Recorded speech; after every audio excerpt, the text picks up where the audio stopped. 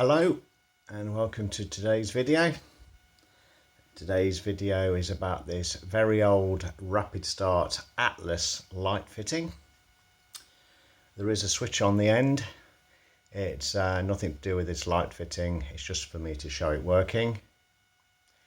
And I will show you more about this Bakelite and ceramic light switch at the end, but the actual video is about this 5-foot Atlas fluorescent light fitting, and this is a Rapid Start light fitting, and it only works mainly with T12s. You can put T8s in there, but they don't always fire up. They sometimes just glow at the ends. So I think the first thing we'll do is we'll switch this light fitting on in 3. 1, 2, 3. There we go. And these are date from the 1970s, probably even earlier, but I know back in the 70s these were everywhere, and there were two different types. There was the standard starter ones, and there was this Rapid Start version as well, and they came in all sizes all the way up to 8 foot. So we'll just turn that off and give it one more turn on.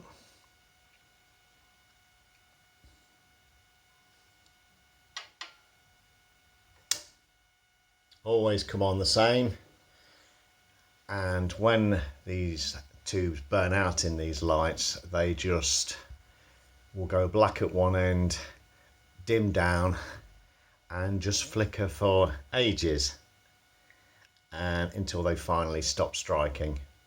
No flashing.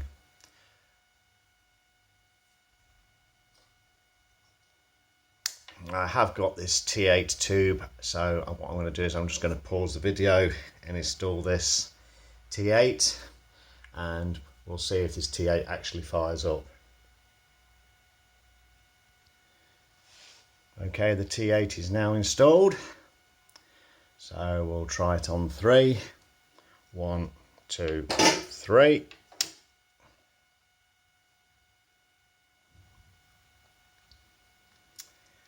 And at the moment that is about it. This is a brand new T8 tube.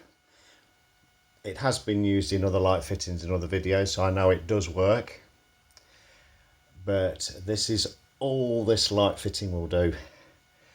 And one of the main reasons it's doing this is because the tube is not grounded.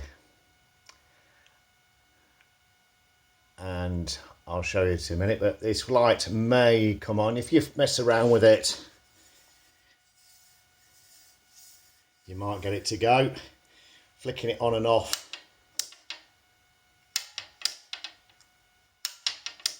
It's trying, but it's just not going to go.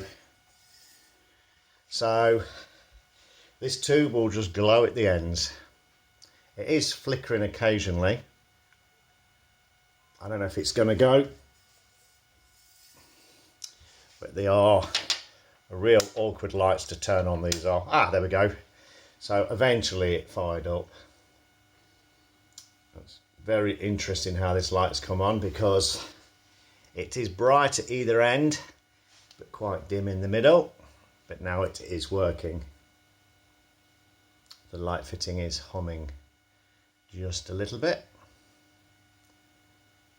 Like I said, this tube has had a few hours on it, like the T12, yet it does not like this light fitting at all.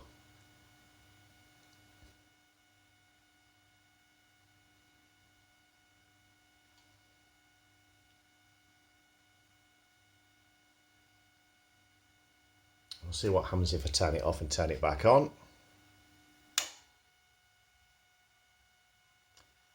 One, 2, 3.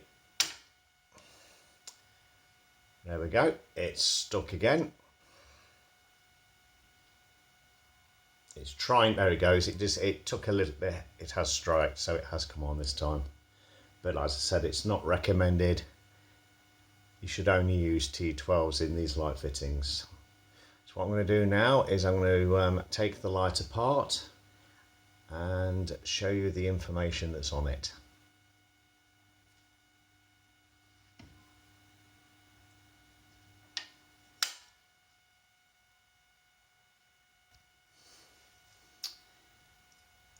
Right, starting with the tombstones, they look like this. They're quite big. The light fitting itself is quite well made and very heavy. And on the other side, where the tube goes, the tube rests inside. And then you have the normal pins for the tube plus this grounding connection here. And if you put a T8 in this light fitting, the T8s don't actually touch that grounding pin. I'm going to go hands-free now for the next part of the video. We have this sticker here that says Atlas, made in Great Britain, Atlas Lighting Limited. And on the ends of the light fitting we have this other sticker here that says this, and I'll hopefully get it in focus. These are very faded, but basically it says Atlas, use Atlas 5ft 80 watt 65 watt 80 watt super tubes only. There's a sticker at both ends, so if that one's not very readable, there's this one at the other end. Yeah. So we'll go inside. Starting at this end, we have the two usual connections. Going down to this igniter, and this igniter has some information on it. So I'm going to just see if I can get to turn it around to show what's on it. There we go. It actually doesn't actually say a capacitor, it actually says defibrillator, C2165, and a bit more information. We follow the wires down, we have a fuse holder, and inside this fuse holder there is a 2 amp fuse, standard plug size fuse, and we get down to finally the ballast. And the ballast is an S.R.S ballast for 1x 65 watt tube, 240 volt, 50 cycles a second. How the bulb is wired: no star to remember, and the make and model. See if I can get this in focus, because this is very small writing. Don't know if you can read that. And some more wires on the other side. Earth, black neutral, red live. Ignore the white connector block, that's just me wiring in the switch. And then back to the other side, and there you can see the earth pin that only T12s come in contact with. So what I'll do is I'm going to pause the video one last time to start this light, and then what we're going to do is I'm going to take the switch off and show the switch at the end. Now I've fitted the tube that came with this light. I have no idea who it's made by. It has similar end caps to a Phillips tube that I've been using earlier, but I don't think it's an Atlas tube, and it's certainly not a 5 foot super tube. but it works, and this was the one that was in the fitting. So we'll just turn this on one last time. This one strikes up slightly differently than the other one, as in it just comes straight on. It's a newer tube and has less burn-in, so this one you could say is how rapid start lights work. When the tubes are new, they just come on straight away. And as I said in an earlier, that if you put a T8 in this, it doesn't strike at all. So I'd like to say thanks for watching. Please like and subscribe, and see you again soon. And if you want to watch the extra footage about the light switch, please hold on a minute.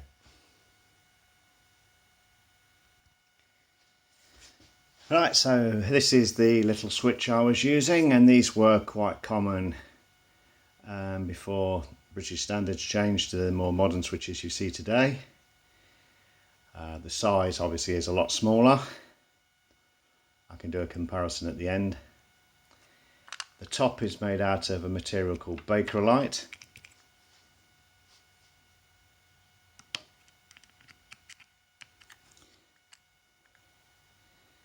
You have two tiny little screws to undo it. There we go. Behind you have a switch with some writing on it, which is going to be very difficult to read. I will put this in the comments below. Simple toggle switch, and the back bit is made out of pot. The wires simply, the live wire just goes in this side and out that side. Some more information. Again, it's got some plaster on it. I'll try and make it readable, but it's going to be very difficult. I'll try and write it down in the comments below, but it is very old. And there's no earth.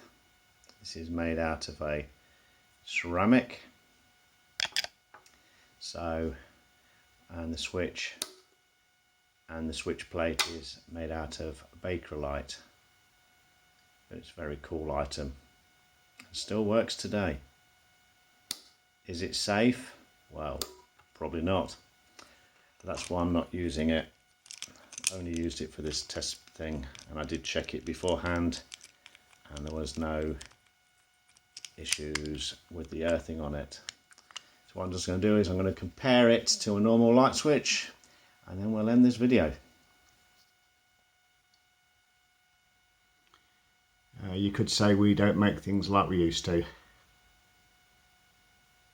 That is a early switch, probably from the 1950s, 60s, to what we have today. So, thanks again for watching. Please like and subscribe, and see you again soon. Goodbye.